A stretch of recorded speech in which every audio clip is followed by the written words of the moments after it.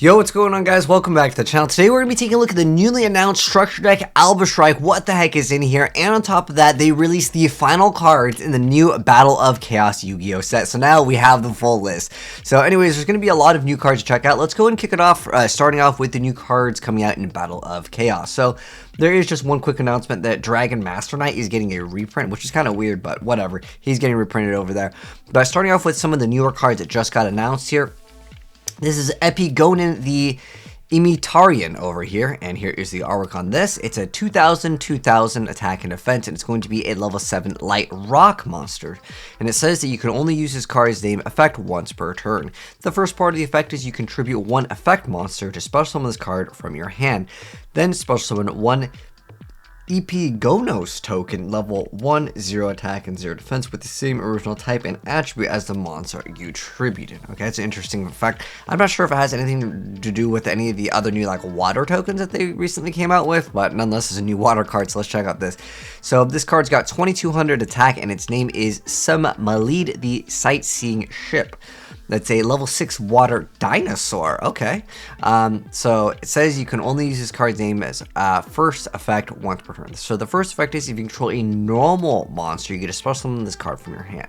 The second part is once per turn. During the first time a normal monster you control battles an effects monster, it is not destroyed by that battle. Okay, I'm not sure if that has any synergy with, like, I guess technically, yeah, you can run vanillas and dinos, but I haven't really seen that many dinos as of, more recently with the new list. Next up, we have Leopress, the Withered Flounder. So this is going to be a level 3 Dark Psychic effect monster with question mark attack and question mark defense. What the heck is the artwork? It almost reminds me of like a marshmallow. All right, let's see what this little guy does. So you can only use this card's name first effect once per turn. The first part is during your standby phase. If this card is in your hand or graveyard and your opponent has more cards in their graveyard than you do, you can special summon this card. The second part is it gains 200 attack and defense for each card in your opponent's graveyard. That's a very interesting effect. There's got to be a way to make it so your opponent starts milling cards. I don't know, with like grass, like it's like a huge counter to grass, right? They dump like 20, 30 cards and, really early on in the game. Yeah, you can get an insane amount of attack, but I just like it for the other effect, being able to just special summon the card. If it was only like a tuner, this would be so good. But anyways, next up we have Piacellia. This is, oh, what the heck? Is this like the fairy support? Anyways, here is the artwork on it. 700 attack, 2000 defense points. It's going to be level 4 rock, so not even a fairy, so it can't be destroyed by battle. And then at the end of the damage stuff, if this card battled an opponent's monster, you can place one peace counter on this card. Then you can apply one of these effects based on the number of peace counters that are on this card. So if it's 1, you get to take one monster from your deck and place it on the top of your deck.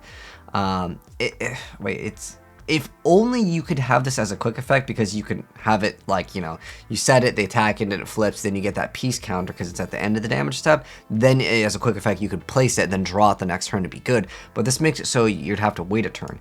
Unless you, of course, you have Upstart Goblin or 2, you get to draw a card. 3, add 1 monster from your deck to your hand. That's insane. 4, add 1 card from your deck to your hand.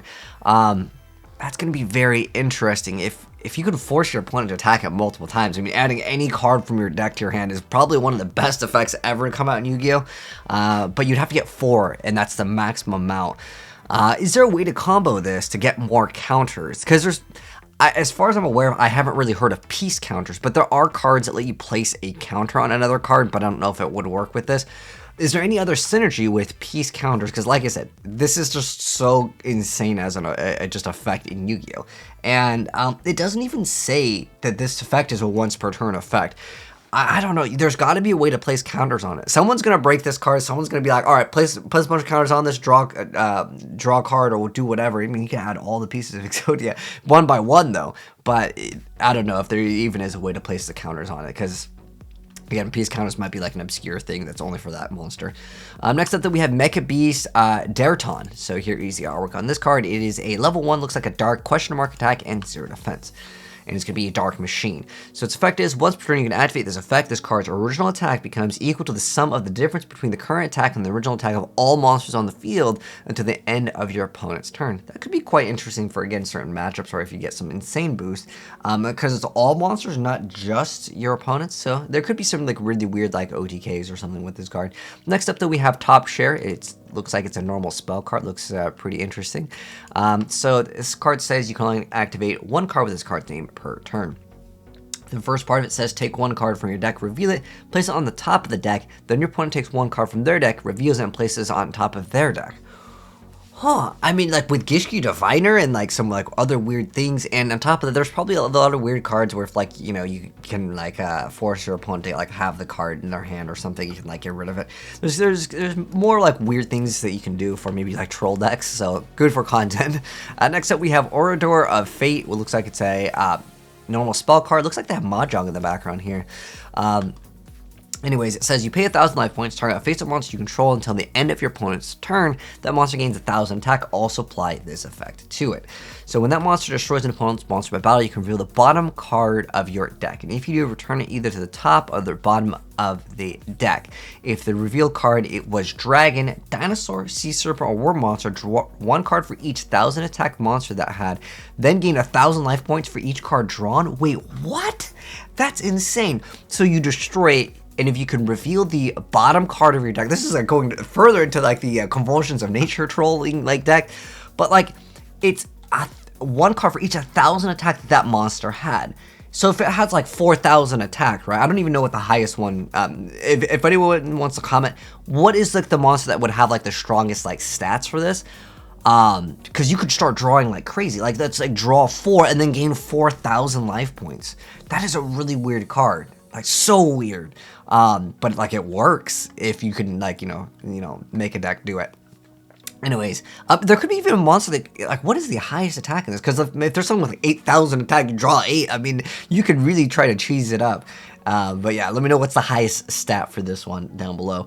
Next up, we have the Tribe Drive, which is a normal trap card that says you can only activate one card with this card's name per turn. Here's the artwork on this card. And it says you can only activate one card with this card's name per turn. If there are 3 or more different types among the monsters you control, choose 3 monsters from your deck with different types from each other that share a type with a monster you control. Have your opponent pick one of them at random. You either add that card to your hand or special summon. Place the other monsters on the bottom of the deck in any order. Oh, if they went to the graveyard, this card would be insane, but like, yeah, it'd be like a bootleg painful choice, but it's still, nonetheless, could be potentially a good card as well. Next up, these are going to be cards from the first cards and the reprints on the Structure deck Alba Strikes. This is new Structure deck that's going to be coming out. I don't believe we have a release date announced right here yet. I think maybe they just announced it. Anyways, new Tri Brigades. Wow, okay, I was not even expecting that. Tri Brigade Mercurier. So it is a Dark Winged Beast effect. Level 4, 800 attack, 0 defense points. It says you can only use the first and second effect of this card's name each once per turn. The first part of the effect is when your opponent activates a monster effect and you control a fusion monster that lists Fallen of Alba as material. As a quick effect, you can send this card from your hand or field to the graveyard to negate that effect. The second part is if this card becomes banished, you can add one Fallen of Alba or one monster that lists that monster and its text from your deck to your hand, except for Tri Brigade Mercurier. That's a pretty good card. Nonetheless, next up we have new Spriggan Support. Hey, that card looks pretty cool. I like it. She looks cute. Dark level 4 Beast effect, and it's got 1700 attack, 1000 defense. You can only use the first and second effect of this card's name each once per turn. The first part of the effect is if you have fusion monster that lists Fallen of Alba as material on your field or in your graveyard, you can special summon this card from your hand. The second part is if this card is normal or special summon, you get to add one of your branded spell / trap that is banished or in your deck or graveyard to your hand, and then you can place one card from your hand on the bottom of the deck. So pretty good card indeed. A lot of Fallen Alba like mix-up support too. Next up we have the Unlikely Sword Soul Allies. So it's a light spellcaster tuner effect, and the artwork on it looks really cool. Level 4, 18 attack, 15 defense. You can only use the second effect of this card's name once per turn. So the first part of the effect is when a monster declares an attack, you can special summon this card from your hand. If you do negate that attack, then if you control a fusion monster that lists Fallen of Alba as material, you can destroy the attacking monster. That's a pretty dang good effect. And that's when any monster declares an attack. Wait, what? Any monster? Not even like, that means yours and your opponent's? Okay, anyway, second part of the effect is if a monster becomes banished face up, you can banish the card from your field or graveyard to special one light spellcaster's monster whose attack equals its own defense from your hand or graveyard. Okay, solid effect as well. I just like this effect, being able to just negate the attack and pop the monster, and it has like decent stats too, and it's a spellcaster, and it's a tuner. A lot of potential with this card. Next up, we have the Paradise Branded, which is a continuous spell card that says you can only use a second effect of this card's name once per turn. The first part of the effect is the activation of your cards and effects that include the effect that fusion summon a fusion monster cannot be negated. Also, your opponent's cards and effects cannot activate when a monster is fusion summoned this way. The second part is, if you fusion summon a fusion monster, you get to add one Fallen of Alba's or one monster that lists that card in its text from your deck to your hand.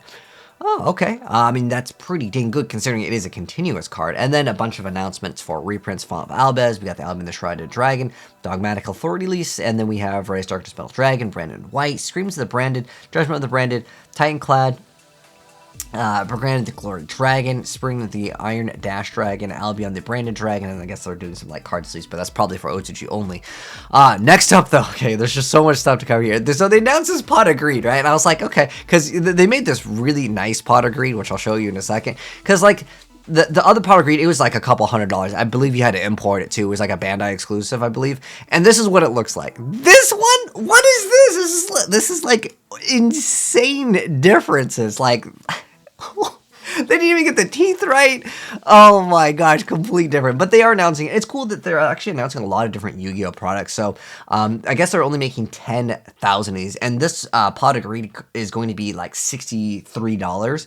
And then there's also like a collectible Millennium Eye. This is $160. They also announced like some Yu-Gi-Oh clothes, but like I don't know, this is just some other small news, and I just wanted to go ahead and go over it. I thought it was so fun to look at the difference between like the one that we're getting here in like, you know, most states areas and like the Japanese version. It's not even the same, man. It's so far off. But anyways, let me know your guys' thoughts on any of the new cards or the cards that we mentioned in Battle of Chaos, as well as the Structure Deck Alba. Your thoughts on it down below. I want to know what is the best target also that we can draw as many cards as possible. Anyways, thanks for tuning in, guys. If you enjoyed the video, drop a like on it. If you're new here, do want to see more new Yu-Gi-Oh content in the future, subscribe, turn the bell, and you'll see more. And I'll catch you guys in the next video. And I'm out. Peace.